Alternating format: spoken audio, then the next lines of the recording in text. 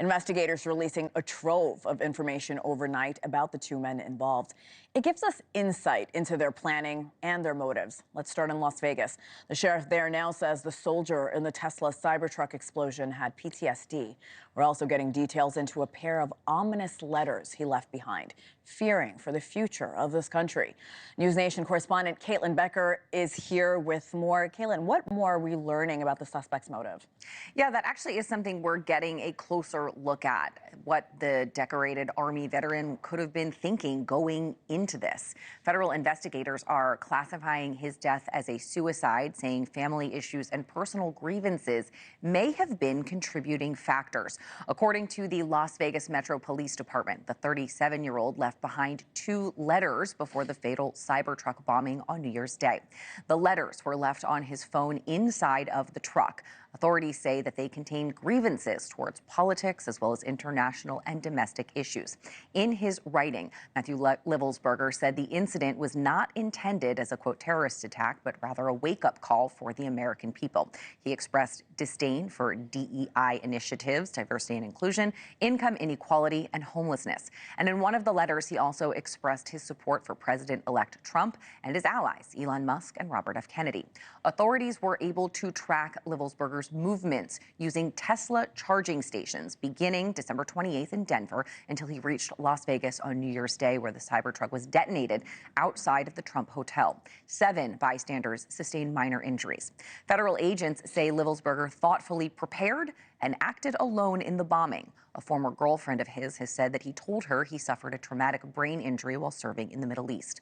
Livelsberger died from a self-inflicted gunshot wound prior to the blast, and investigators say they're still poring over content related to the case, including 2 cell phones, as well as some other evidence, Hena. Thank you for that update, Caitlyn. Now let's move to New Orleans. Investigators saying in that attack, they are seeing something they've never seen before in this country. What is that? Yeah, it has to do with the substance that was used in the IEDs. Federal officials say Shamsuddin Jabbar used a very rare explosive compound in 2 IEDs he placed in coolers on Bourbon Street. Now, the rare compound has never been used in a terror attack or incident in the U.S. or Europe. Authorities are trying to figure out how Jabbar knew about the compound and, of course, how he got his hands on it.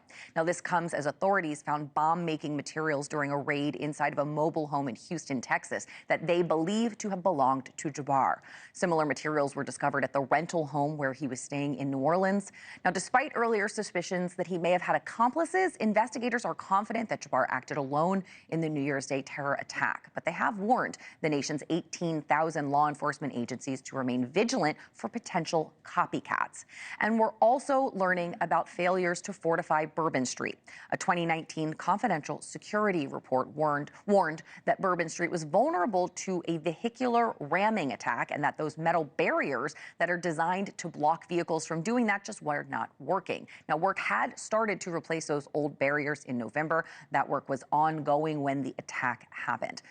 Hena, federal investigators say the Texas-born U.S. citizen posted several videos before the attack proclaiming his support for ISIS, and they are also looking into a trip that he took to Egypt in 2023. So still a lot more to this investigation. We are learning more about those victims, Caitlyn. What do we know?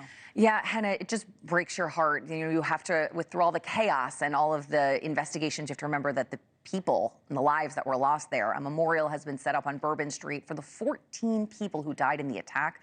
Family members, survivors, and the public have been visiting to pay their respects. Among those who died were a single mother, a father of 2, a retired waiter, a former Princeton football player, and a young woman dreaming of becoming a nurse. Now, all of the names have not yet been released. The coroner's office saying that that will happen once autopsies are complete and they have spoken to next of kin. We also want to add that President Biden and First Lady Jill Biden will travel to New Orleans Monday to meet with the families and community members. Today, though, a vigil is expected at 7 p.m. Hena. All right, Caitlyn Becker, thank you so much. Thanks for watching. Go to joinnn.com to find NewsNation on your television provider. And don't forget to click the red subscribe button below to get more of NewsNation's fact-driven, unbiased coverage.